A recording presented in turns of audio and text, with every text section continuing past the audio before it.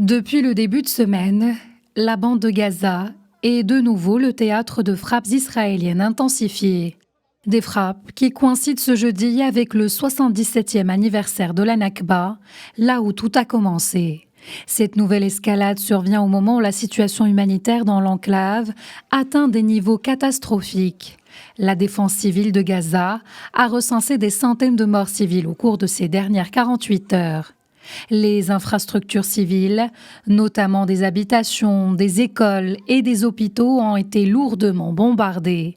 Les autorités israéliennes affirment, elles, cibler des installations militaires du Hamas. Cette année, la commémoration de la Nakba se déroule en silence, dans un contexte accru de violence et de souffrance, ravivant les blessures du passé et renforçant les appels de la communauté internationale.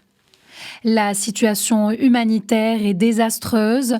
Selon le Programme alimentaire mondial, le PAM, plus d'1,8 million personnes, soit environ 91% de la population souffrent de niveaux élevés d'insécurité alimentaire. Parmi elles, 345 000 sont en phase 5, soit le niveau le plus grave.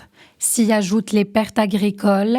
70% des terres cultivables ont été détruites, 95% des troupeaux de bétail sont morts et les infrastructures agricoles sont en ruine.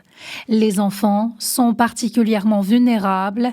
Un tiers des moins de 2 ans souffrent de malnutrition aiguë.